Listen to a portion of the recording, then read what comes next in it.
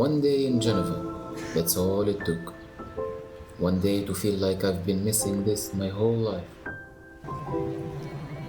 The morning smelled like coffee and fresh bread, and the city felt calm, like it had nothing to prove.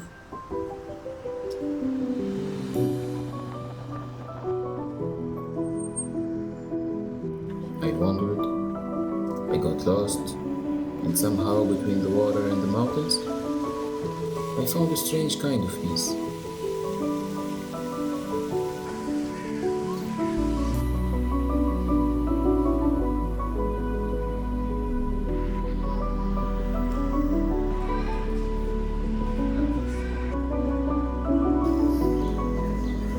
Geneva taught me something in just one day. Sometimes you don't need forever. Sometimes a single day can change how you see yourself.